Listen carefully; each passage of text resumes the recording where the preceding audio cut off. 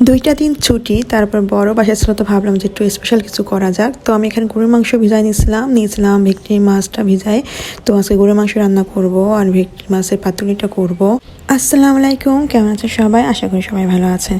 তো আমি আজকে টিকিয়া বানাবো, তার জন্য এখানে আমি ছোলার ডাল নিয়েছিলাম, গরুর মাংসটা, পেঁয়াজ নিলাম, রসুন, তেজপাতা, আদা, এলাচ, দারচিনি, গোলমরিচ, যা যা লাগে মানে আমি সব মোটামুটি এখানে দিয়ে দিচ্ছি সবগুলো। এখন আমি এখানে দিয়ে দেবো একটু হলুদ, একটু লবণ দিয়ে এখানে আমি আস্ত জিরে দিলাম, যেহেতু গুঁড়ো জিরাটা আমি দিব না। তো এখানে দিলাম ধনে, আমার আস্ত ধনেটা ছিল না, যার জন্য আমি গুঁড়োটা দিলাম। দিলাম 2টা শুকনো মরিচ আর দিলাম অল্প পানি দিয়ে আমি এটা প্রেশার কুকারে সিটি দিয়ে নেব। আমি ঝালগুলো আসলে আস্ত রাখবো, মানে উঠাই ফেলবো সিদ্ধ হওয়ার পরে, আর বাকি সব মশলাগুলো আমি তুলে ফেলবো না। তো এগুলো কাবাব হওয়ার পর হয় কি মুখে বাদে খেতে খুব বাজে লাগে আর কি। তো এই মশলাটা আমি সুন্দরভাবে করে নিচ্ছি মাংস রান্নার জন্য। তো এখানে আমি সব কিছু নিয়েছি, আদা, রসুন, পেঁয়াজ সব কিছু নিয়ে আমি এটা ব্লেন্ড করে ফেলছি। আর এখানে আমি বিস্কিটের গুঁড়ো দিয়েছিলাম আর আমি একটু দিয়ে দেবো ধনে পাতা। আর এখানে আমি সব কিছু ব্লেন্ড করার আগে কিন্তু আমি আস্ত মশলাগুলো সব তুলে ফেলছিলাম, নয়তো এগুলো মুখে পড়লে খুব বাজে লাগে খেতে। আর এলাচ তো একদম মুখে পড়লে মানে খাওয়ার মজাটাই চলে যায়।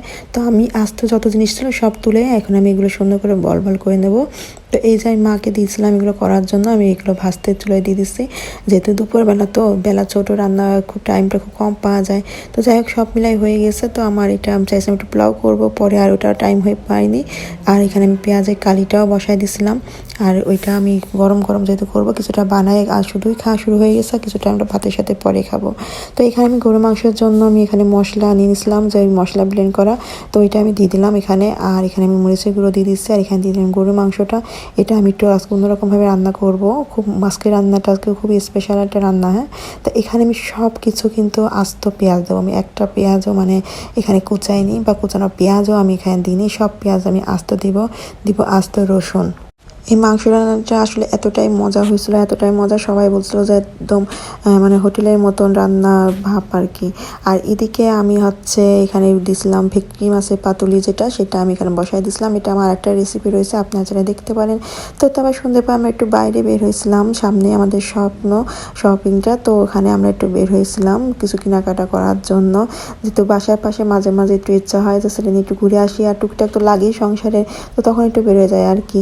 তো আমার ছেলে এখানে যে হাঁটাহাঁটি শুরু করছে, তার পায়ের সুতোটা মানে মোজা পরাইছিলাম না, এটা ঢিল হয়ে গেছে, তো এই ফিতাটা খুলে ফেলছে। আর আমার সবচেয়ে দুঃখজনক একটা বিষয় হয়ে গেছে, সেটা হচ্ছে আমার এখানে মামা শ্বশুর অনেকগুলো গিফট পাঠাইছিল আমার জন্য, যেটা আমার খুশি সেটা আমি চুজ করে নেব লেহেঙ্গার ভিতরে, কিন্তু দুঃখবশত আমার কিচ্ছু মানে হয়নি আসলে। সবগুলো আমার বডির মাপে আসলে ঢিল না টাইট কি বলবো আর কি, মানে হয়নি আর কি। তো এইগুলো আবার সব চেঞ্জ করতে দেওয়া লাগছে। তো নেক্সটে জানি না কি আসবে বা আমার কীরকম ফিটিংয়ের তা আসবে ড্রেসগুলো, কিন্তু প্রত্যেকটা খুব সুন্দর ছিল। আমি এগুলো সবই ট্রাই করে দেখছিলাম, একটা ড্রেসও আমার মানে ওভাবে ফিটিং হয়নি, সবগুলো টাইট ছিল আর কি, আমার বডির মাপের আসলে একদমই হয়নি। প্রতিটা ড্রেস কিন্তু অনেক সুন্দর ছিল। এটা নাইরাত ছিল, তারপরে আরও অনেকগুলো লেহেঙ্গা ছিল, সবগুলো বেশ সুন্দর ছিল, কিন্তু আফসোস একটাও হয়নি। আমি জাস্ট পরে দেখছিলাম, একটু নাচানাচি করতেছিলাম যে আসলে কোনটায় রাখবো। এটা আমার কাছে বেশ ভালো ছিল, কিন্তু এটা হাতা কাটা ছিল। আর এই লেহেঙ্গাটাও কিন্তু বেশ সুন্দর ছিল। তো যাই হোক, আসলে না হলে আর কী করা, তাই না, জোর করে তার কিছু রাখা যায় না। তো প্রত্যেকটা ড্রেস কিন্তু অনেক সুন্দর ছিল। আমি সবগুলো আবার রিটার্ন করে দিচ্ছি, পরবর্তীতে দেখা যাক কী হয় আর কি। তো এগুলো ভাঁজ করতেছিলাম, মানে এতগুলো গিফট আসছে কিন্তু একটাও রাখতে পারলাম না, আফসোস আর কি। হ্যাঁ, তো যাই হোক, আফসোস করে তো লাভ নেই, আসলে জিনিস যদি নিয়ে পড়তেই না পারি তো ওই জিনিস নিয়ে এত কোনো মানেই হয় না। হ্যাঁ, তো এইগুলো আবার সব ব্যাক করে দেব। তো তার জন্য এগুলো হচ্ছে আবার গুছকা, যেহেতু রাতের খাবারের জন্য আজকে রান্না করা হবে। এটা হচ্ছে মুরগির মাংস দিয়ে পেঁপে দিয়ে রান্না করা হবে। তো এই রান্নাটা করতে এসে ভাই মেয়ে চলে আসছে, সে বলছে আম্মা আমিও তোমার সাথে করবো, চলো আমরা দুজনের সাথে ব্যাচ লাইট পড়ি। তো এই যে দুষ্টামি করা শুরু করে দিয়েছে, আর আমি ওর সাথে একটু দুষ্টামি করতেছিলাম, রান্না করতে আসছে যেহেতু ও আমার সাথে ওর সাথে দুষ্টামি করছিলাম, কথা বলছিলাম।